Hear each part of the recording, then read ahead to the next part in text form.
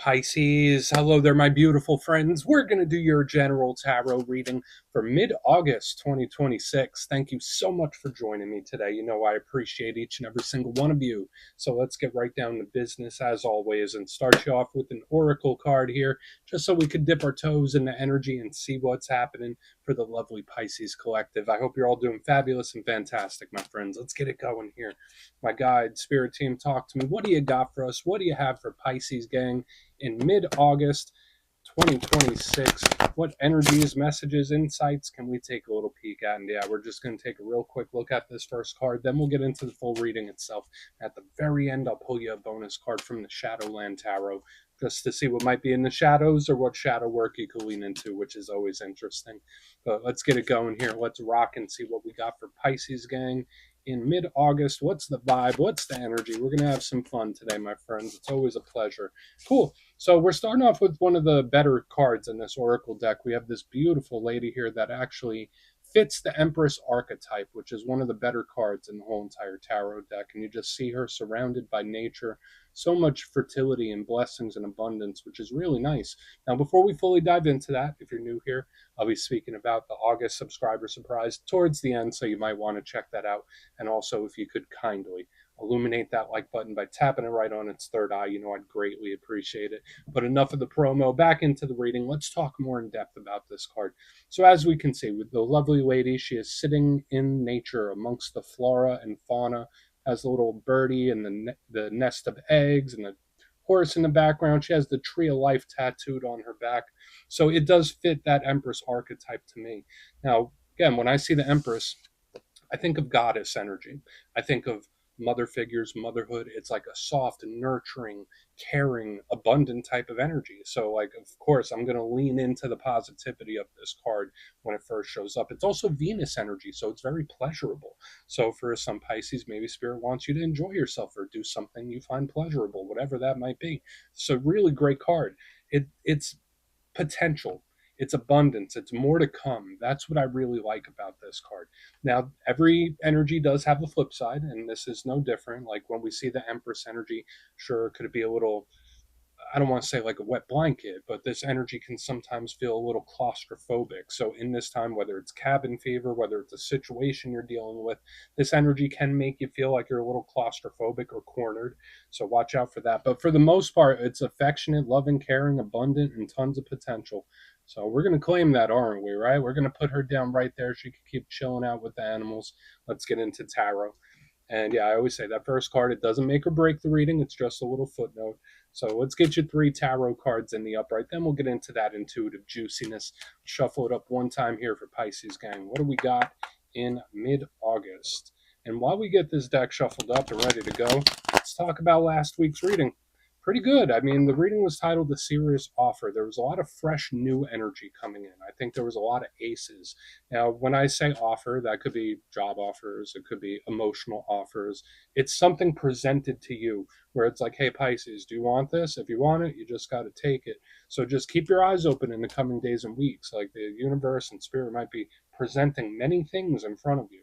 So we're going to see what shows up this week, though. As you know, energy is very fluid, never set in stone. So only take this how it hits for you. Because we could be seeing your vibe or somebody else, right?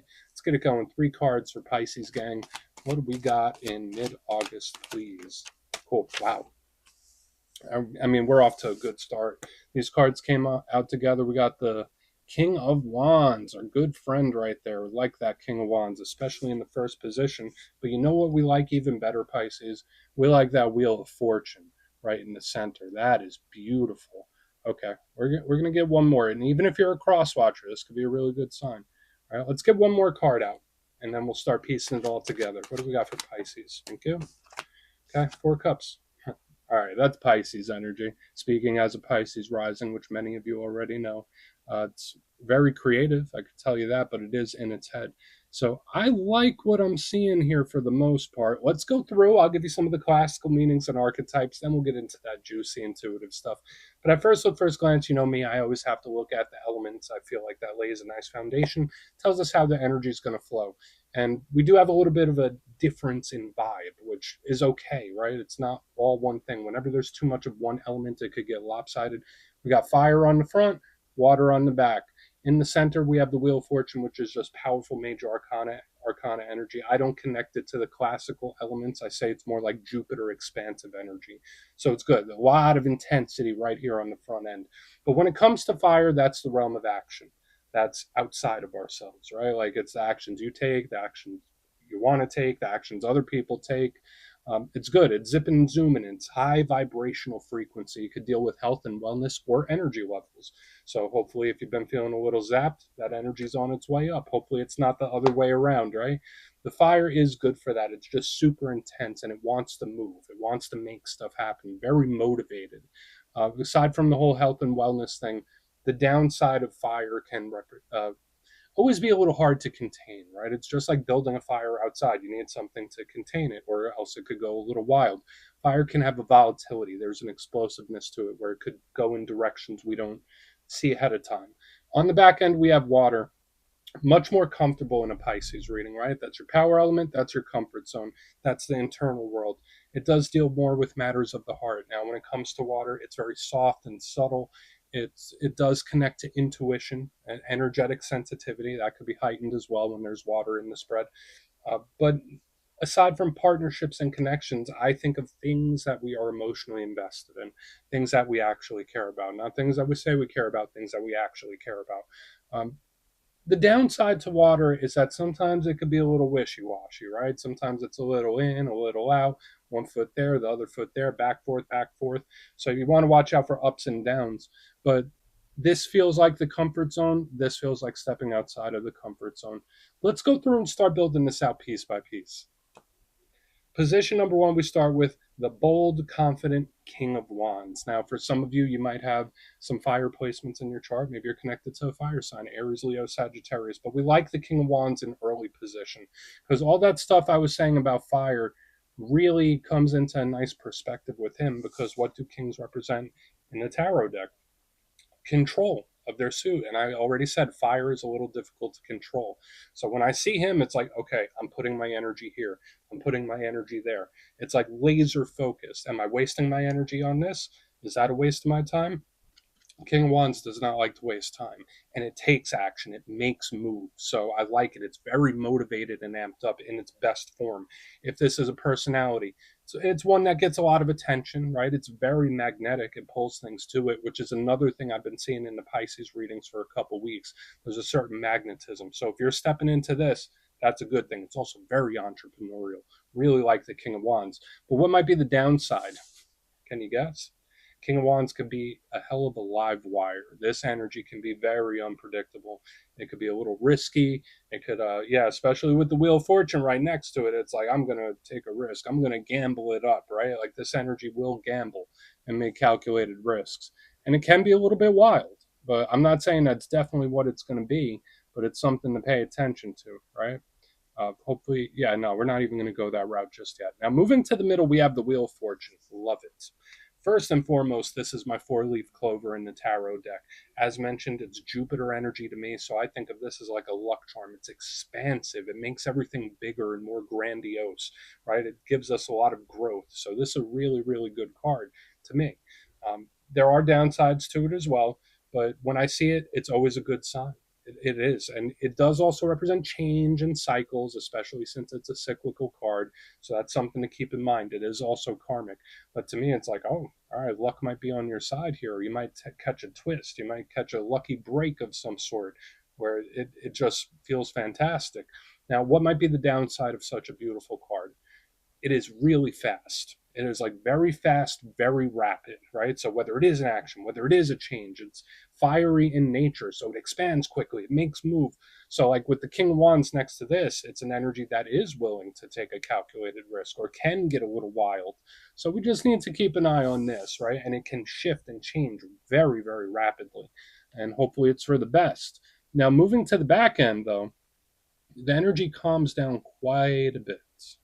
Quite a bit. So we have the Four of Cups as we get that Wheel of Fortune back where it belongs. We see this lovely lady sitting under the tree, daydreaming away. Maybe she's having a little nap. That's why I said, hey, this is Pisces energy, right? We are well acquainted with the inner world, right? Like this is a very rich inner world in its most positive sense. Super creative, great ideas. vivid imagination. So this is really fantastic for brainstorming things. So when I see all this energy, it's great. It's like I have great ideas and I'm so amped up. It's a great internal state. But what might be the downside? This can have its head in the clouds a little too much, right? It can be overthinking, sometimes even nervousness, depending on what's around it. But it's an energy that's in its mind. So we need to look and see. Now, again, that doesn't mean it has to be yours. Maybe it's somebody else's, right? Maybe this energy is thinking about doing all this other stuff. That's very possible too. But I want to dive deeper on all of it, Pisces. Let's do it. Let's jump in and clarify. Okay, let's get a good shuffle here. What do we got for Pisces, gang? Please.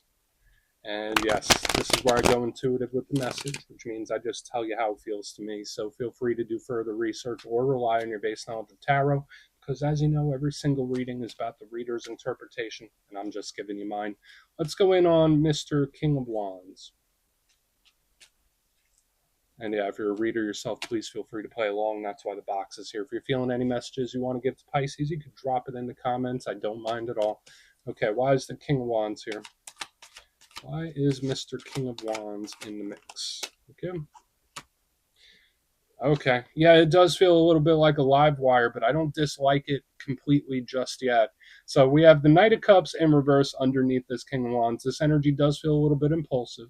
I feel like I may have seen this for like Pisces maybe like a month or two ago, where the energy just does feel like it's willing to take a risk or get a little wild here. I think it could be good depending on the situation, but there is this energy that seems to be running on impulse when I see this combination. Now, the Knight of Cups, that is a Pisces power card. Usually it's very much slow, steady, meticulous, right? Going at the perfect speed, right? Nice Prince Charming type of energy. In reverse, underneath this King of Wands, it's like, no, let's go, let's do this now. So there is like this sense of urgency or being super amped up. So again, in this time, just watch. There might be like certain urges that you might be having, certain temptations. Because with the King of Wands and the Knight of Cups, it's like, no, I want to do this now. I don't want to wait. I want to do this right now. Like it's an energy that could potentially be explosive action as well, right? Like because this energy is not waiting. I'm doing this. So we need to see how the rest of it plays out. So those are the main things. Watch the risks, the impulses, but this can also be someone making a move, saying like, you know what, waited long enough, or I'm not waiting anymore. So there is explosive action in play. Doesn't feel very well planned out though. That's like another thing. Like there's this energy where it's like, I'm just going to do it. Oh, you want to do that? All right, let's go do it. Which again, it doesn't have to be a bad thing. Let's keep moving. There's certain impulsivity. I mean, that could spice life up a little bit, right? Like if things have been a little dull, like this energy will definitely spice things up. But let's see what's up with the Wheel of Fortune. Let's see what this expansion's about. Why is the wheel here? I mean, you can't get much better than this, Pisces. Like we have the Ten of Pentacles in the upright underneath this Wheel of Fortune. I saw a very similar thing in the Aries readings. Maybe it's something going on astrologically because Pisces and Aries are very similar. This is like a lucky twist or a lucky break, right? Like the Ten of Pentacles is a complete, total victory, level up type of energy. It is also a card of expansion. So when that shows up in the upright with the Wheel of Fortune, it's pretty self explanatory, where it's like, okay, well, that paid off. I wasn't sure about this. Oh, but that actually paid off. So there could be certain things that pay off in an unexpected way, where it's like, oh, I planted that seed a long time ago. Oh, now I reap the rewards of that. That's partially what I'm picking up too. So we got wins, victories, we got a whole bunch of good stuff, but I also have something paying off that was planted a long time ago. And yeah, there could be a lucky break of some kind. You might want to go play the lotto or something, my good friends. Doesn't mean every Pisces is going to hit, but I think some of us will. So I like this energy. We're going to keep moving. So let's see what's up with the Four Cups. I guess it depends on perspective because, like, for some Pisces, maybe it is the unpredictability in the front that could be a little uncomfortable, but I feel like it pays off. It's like a calculated risk of some kind. Let's go in on the Four Cups. Let's see what that has. Then we'll do a quick recap before we get into the shadow. Or is this all in someone's mind, right? Like with the Four Cups on the back end. Right? Nothing wrong with seeing it before it happens, right? Like visualizing it. Because I think for some of you, that could partially be it. Like seeing before it happens. Let's see what's up with the four. I don't want to get too off track here. So why is the Four Cups here? Okay.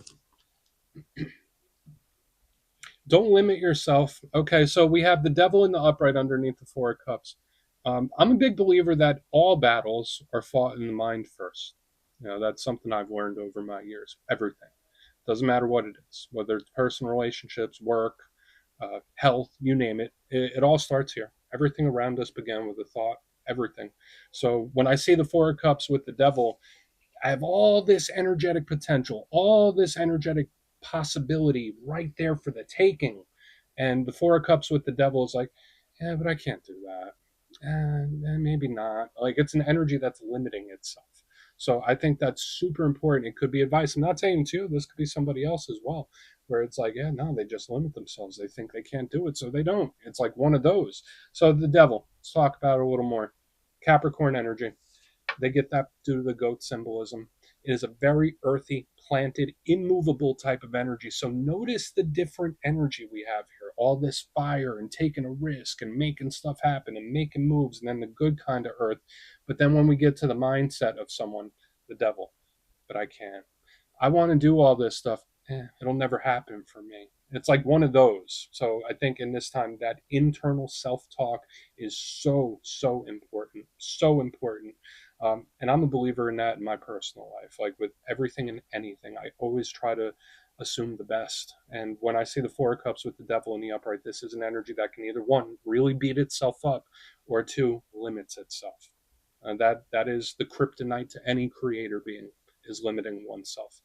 Um, let's go through and do a quick recap because I love the energetic potential, but we got to watch out for this limiting type of energy. And again, this could even come from the outside, right? Like maybe you have a really good idea about something and you share it with somebody and they crap on the idea, right? Like it could even be something like that. But let's do the recap, then we'll get into the shadow. Be kind to look in the box. I'm in love with the first part of this reading. It's beautiful. It gets me excited and pumped up. We got the King of Wands with the Knight of Cups in reverse. It's like I'm not overthinking it. I'm just doing it. It could be explosive action. Yeah, there's a little bit of a wild side, a little riskiness to it, but that's the spice of life, my friends. As long as this isn't someone going too wild, right? In the center, we move into the good luck charm, right? We got that lucky break or lucky twist, the Wheel of Fortune with the Ten of Pentacles in the upright. You can't ask for more than that. This is best case scenario. So much energetic potential, and it feels like something can pay off. Where it's like if we plant the seed now, we will reap that reward. Or maybe something that was planted a long time, the reward comes in. But on the back end, we have the Four of Cups with the devil in the upright, the self-limiting, right? Whether this is someone that's their own worst enemy, whether it could be someone that wants to do this and has all these great ideas and wants to make this happen and wants to assume the best, but then always doubts it. Oh, yeah, can't do it. No. And watch out for anyone trying to crap on your ideas or to bring you down for sure when I see this. So please take a screenshot if you want to look into that further. Let's see what's in the shadows. And yes, I always like to pull a shadow card at the very end just to see whether it's something within you or something you don't quite see. Shadow cards don't always have to be a challenge, they could be a good thing too. So let's get you one. And if you made it to this point in the reading, please feel free to check out channel memberships. I'll put a link for it in the comments below. It's a beautiful way to support the channel, and I have much love for all my channel members. All right, let's get this going here. What do we got? What do we got in the shadows for Pisces, gang? Thank you. Cool. Nice. All right. So we have the Eight of Pentacles. That does tie heavily into work, career, but a big thing about it is effort, right? And even when it comes to like relationships and connections, it's like, no, there needs to be effort, equal effort. The Eight of Pentacles, when it comes to work and career, really highlights it, right? So again, it's all about balancing work life when we see this effort and relaxation. There's something about that here when we have this card. And normally I think the Eight of Pentacles is great because even when it comes to relationships, it can represent fixing things, mending things, problem solving. So the Eight of Pentacles does tell me there's a lot there, and sometimes in life things fall into our lap, like the Wheel of Fortune. A lot of times in life we got to work for it, right? And that's kind of what the Eight of Pentacles tells us. But when we get into the shadow side of the card, this can be an energy that tries to force something too hard or puts way too much energy. It's all about that energetic balancing act here, Pisces, right? Where it's like, yeah, you can put effort into it, but don't put every ounce of your being into something. Where it's like, no, there needs to be a balance between effort and flow when I see this. So we're just going to put it down right there, my good friends. That's what I have for you this week. Don't click away just yet, though. I'm going to give you the details of the August subscriber surprise. If you would like further insight on your situation, or you'd like to have a chat with me, you can book a personal session with me on my website, mastermetaphysics.com. The August calendar is up and spots go quick, so you might want to check that out. But for the August subscriber surprise, we're doing another winner's choice. I will choose 3 winners at random to either choose the Dreams of Gaia Tarot, which is an absolutely stunning deck, or one of the custom made crystal pendants from my website, mastermetaphysics.com. So if you'd like to get your name in for that, it's 2 simple things, as always, my friends. First, you must be subscribed. And second, let me know down in the comments, out of all the cards that showed up in your reading today, which one intrigued you the most? Which one caught your attention and why? And you put that in the comments, you'll be entered to win. And at the end of the month, the winners will be announced in my community tab / post tab. As always, my friends, much love, and I'll see you soon.